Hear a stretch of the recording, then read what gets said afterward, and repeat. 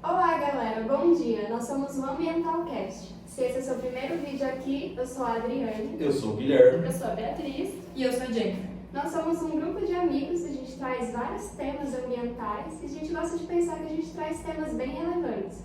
E atualmente o tema mais frequente tem sido o aparecimento de supers.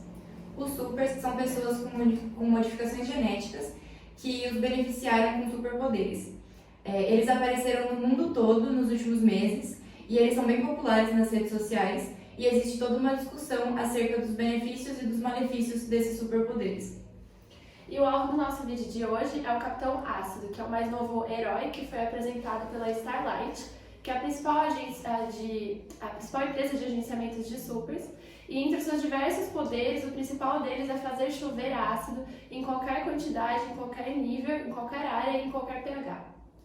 Então, como esse super trouxe uma visibilidade para uma causa muito importante ambiental, que é a chuva ácida, a gente entrou em contato com um especialista, Davi Guimarães, para trazer para vocês informações sobre esse fenômeno. Bom, além do especialista Davi Guimarães, a gente também fez uma pesquisa por fora para apresentar para vocês alguns aspectos sobre a chuva ácida.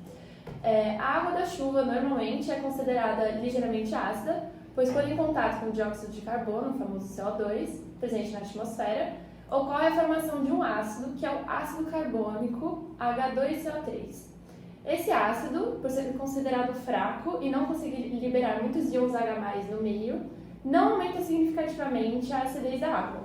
Além disso, ele é um ácido bastante instável e se decompõe facilmente em água e CO2 de novo. Então, o pH da chuva costuma variar entre 5 e 6 de pH. O fenômeno da chuva ácida, por sua vez, é resultante da interação de poluentes e liberação de ácidos muito fortes, por exemplo, o ácido sulfúrico H2SO4. Como esse ácido é capaz de liberar muitos íons H+, há uma acentuada acidificação dessa água e por isso ela é considerada uma água ácida, possuindo um pH inferior a 5. O termo da chuva ácida, então, é usado para descrever dois tipos de acidez atmosférica, a acidez úmida e a acidez seca, não sendo então um fenômeno limitado da presença de chuva. A primeira acidificação faz referência à absorção de gases e partículas por superfícies como solo, vegetação e edificações. A segunda, a absorção de poluentes por gotas de chuva, neblina e neve. Portanto, atualmente pode se apresentar em diferentes estados físicos. Por se apresentar em diferentes estados físicos, o conceito mais adequado para o fenômeno da chuva ácida é deposição ácida. E o que causa a chuva ácida? Então, o principal causador da chuva ácida é a poluição atmosférica. E a emissão de gases pode ser feita tanto de maneira natural, como por exemplo quando o vulcão está ativo, ou também, que é o que mais ocorre, devido à ação humana. Porque ao longo dos anos, com o crescimento das populações, houve uma maior demanda por industrialização, para poder produzir mais energia, para produzir mais. E com isso a gente teve um aumento significativo da quantidade de gases como o dióxido de enxofre e os óxidos de nitrogênio. Esses gases estando assim mais presentes na atmosfera, hoje eles são os principais precursores da chuva ácida. E agora a gente vai trazer o especialista Davi para falar um pouco mais sobre como se dá a formação dessa chuva. Obrigado, Ambientalcast, pela oportunidade. Para aqueles que não me conhecem, eu sou o Dr. Davi Guimarães, sou químico, e fui convidado hoje para explicar como se forma a chuva ácida, já que muitas pessoas não conhecem esse fenômeno. Creio que um bom começo seja nós entendermos que toda chuva ácida se forma na reação da água com óxidos. Mas, para início de conversa, o que são esses óxidos, afinal? Bom, eles são gases presentes na atmosfera que, na maioria dos casos, são produzidos pela queima de petróleo, carvão, gasolina, resíduos industriais de maneira geral, em que os mais comuns são o dióxido de nitrogênio e o trióxido de enxofre, que, por sua vez, produzirão os ácidos nítrico e sulfúrico, ao reagirem com a água, sendo assim, tornando a chuva ácida. Esse novo super utiliza justamente esse fenômeno para sua vantagem. Logo, para entendê-lo, precisamos entender a formação da chuva ácida. Agora, depois da parte do Davi, a gente vai voltar para a parte da nossa pesquisa. Obrigada, Davi, pela sua atenção e pelo seu tempo. E agora eu vou falar um pouco sobre as consequências da chuva ácida. A chuva ácida tem repercussões negativas sobre a fauna, flora, saúde humana e construções. Os solos, eles possuem pequenas quantidades de minerais tóxicos, como alumínio, cádmio e mercúrio. À medida que a acidez do solo aumenta, as reações químicas que permitem a absorção desses minerais pelas plantas também aumentam. Como as plantas estão contaminadas, qualquer animal que se alimentar delas vão absorver esses tóxicos e esses tóxicos vão permanecer no seu corpo. Os minerais nocivos são também lixiviados do solo para rios e lagos, onde podem matar peixes e outros seres vivos. Um lago em condições normais tem pH em torno de 6,5. Quando a chuva ácida atinge esse ecossistema, seu pH pode atingir valores em torno de 5, levando à morte da maior parte da vida aquática desse ambiente.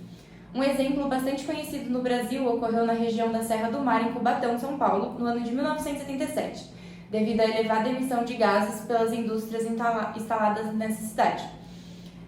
A chuva ácida em São Paulo, segundo dados do Instituto Nacional de Pesquisas Espaciais, já atingiu em torno de 4,6 no período entre os anos de 1983 e 1985. A principal consequência foi os danos causados à Mata Atlântica, bioma que abrange essa região. Boa parte da vegetação foi perdida devido à acidez da chuva. Já no que diz respeito à saúde humana, existem algumas incertezas. Alguns pesquisadores afirmam que a chuva ácida só é prejudicial caso ocorra a ingestão de vegetais, carne animal ou água contaminada. Porém, de acordo com o patologista Paulo Saldiva, do Laboratório de Poluição Atmosférica Experimental da Universidade de São Paulo, as partículas ácidas presentes na chuva têm efeito acumulativo sobre o corpo humano, podendo elevar o desenvolvimento de doenças em pessoas menos saudáveis. As partículas primeiro se acumulam no nariz e garganta. Quando isso acontece, os casos de asma, rinite e sinusite se intensificam. Seguindo o caminho até os pulmões, as partículas de ácido sulfúrico e ácido nítrico solúveis na água da chuva acumulam-se nos brônquios, diminuindo as defesas do corpo contra infecções. E caso cheguem até os pulmões, aumentam os riscos de enfisemas. Já em relação às construções, a chuva ácida acelera o processo de corrosão de pedras, metais e tintas. A estátua do Cristo Redentor, por exemplo, inaugurada em 1931, foi restaurada em 1990, em grande parte por conta do desgaste pela deposição de chuva ácida. O que fazer para diminuir os efeitos da chuva ácida? Há dois tipos de atuações que podem servir para diminuir os efeitos das chuvas ácidas. A redução da emissão de dióxido de enxofre e dióxidos de azoto, que são óxidos nítricos, e a neutralização dos ácidos que caem sobre a superfície. Em termos remediativos, pode-se utilizar a pedra calcária, que é bicarbonato de cálcio, ou o cal, que é óxido de cálcio, em pó, nos fornos de queima de combustíveis. Nesse cenário, o dióxido de enxofre reage com o carbonato de cálcio ou com o cal e produz sulfato de cálcio que pode ser recuperado e usado posteriormente na construção civil. Usa-se cal e pedra calcária também na pulverização de lagos e campos para neutralização do ambiente acidificado. Deve-se também incentivar a utilização de automóveis modernos, já que eles possuem um catalisador que reduz a formação de óxidos nítricos. Esse conversor catalítico, o catalisador, contém metais como o paládio, a platina e o ródio, que transforma grande parte dos gases prejudiciais à saúde e ao meio ambiente em gases inertes, como o nitrogênio gasoso, N2, e o CO2.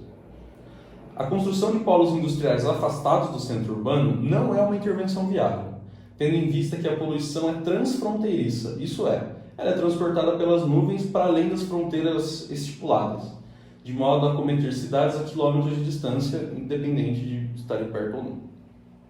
Por fim, para lidar corretamente com a causa da chuva ácida, é necessário rever as práticas industriais e de geração de energia vigentes no país e no mundo como um todo. Bom, depois desse informativo sobre chuva ácida, a gente queria prestar apoio à família da última vítima do Capitão Ácido, que se feriu durante a perseguição de bandidos no centro urbano de São Paulo. Até agora, as informações que nós temos são de que a vítima está internada em estado grave na UTI do Hospital Albert Einstein, em São Paulo, e ela possui queimaduras graves por todo o corpo. Em resposta a esse acontecimento, o Capitão Ácido reuniu, por meio da empresa Starlight, uma coletiva de imprensa.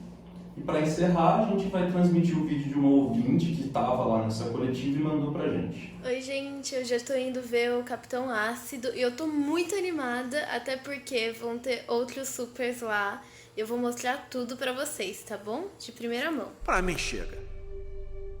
Chega de pedir desculpas, chega de ser perseguido pela minha força. Vocês aí deveriam agradecer a Cristo por eu ser quem eu sou, porque precisam de mim. Precisam que eu salve vocês.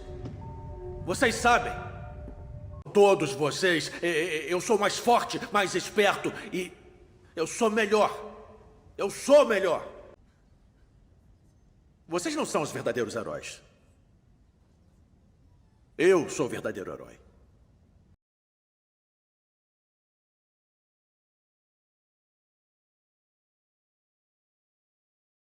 Ácido em qualquer lugar, em qualquer pH e eu esqueci o resto, merda.